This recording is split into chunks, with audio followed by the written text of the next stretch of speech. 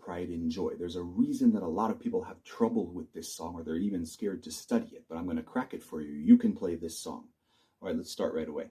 Okay, mute your strings. In the right hand of Pride and Joy is a very simple idea.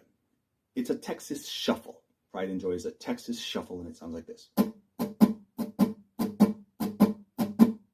Okay, down, up, down, up, down. Stevie Ray is doing that the whole song when he's not soloing. All right, he's hitting all of the strings every time, and I will show you how to do that in a bit. All right, let's learn the melody of the intro rhythm to Pride and Joy. Okay, hit the open 6th string, hammer 3 to 4, 2nd fret of 5, 4th fret of 5, 2nd fret of 4, hammer again, 3 to 4, 2nd fret of 5. Okay, so we have. Okay, there's a tab there for you. All right, now hit an upstroke on your open 3 strings. 1, 2, 3. Downstroke on a bar of those 3 strings on the 2nd fret. Open it up again, upstroke. Okay, so you have this. Okay, so we have.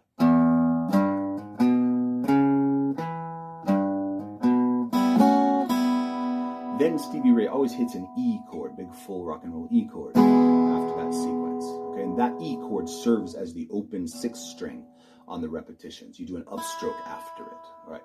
Now, the next part of the melody is the same. You just drop by a string as you always do in blues, right? So open 5, hammer 3 to 4, 2nd fret of 4, 4th fret, 3rd string 2nd, hammer again,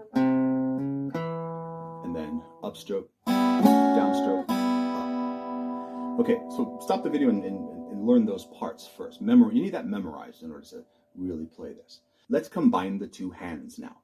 All right, let's play our open 6th string on our melody. Now what Stevie Ray is doing is he's hitting an upstroke on the open 3 strings after each melody note. Okay, let's do this. 6th string, open, open. The next 3 notes, hammer to the 5th fret, are a set. You don't break them up. Upstroke. 4th fret, upstroke. 2nd fret, upstroke. Play the 3 note set. And then you do your thing right here. Upstroke after that, and then it starts from the hammers. Okay, so here's what we have. This is what you need to practice first.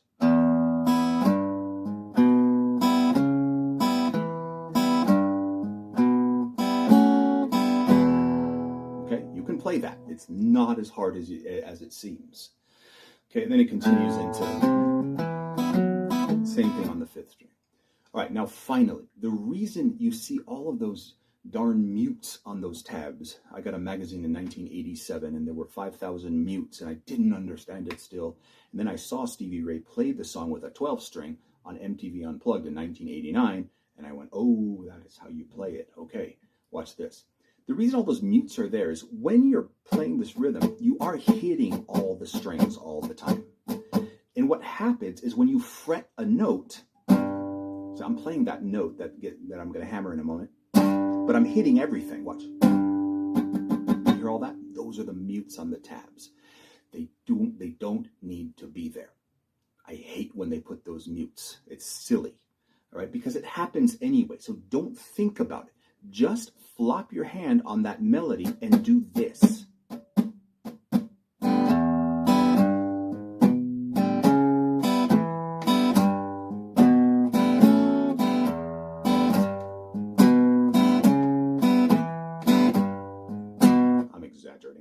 But if you watch Stevie Ray play, he's going nuts on that thing, right?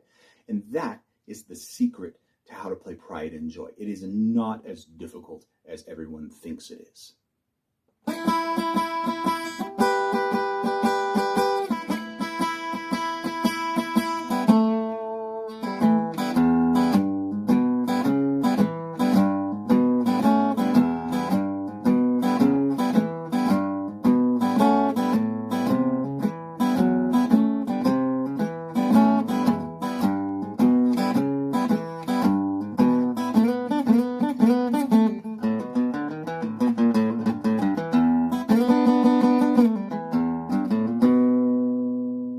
To throw in a little bonus secret about the intro to Pride and Joy.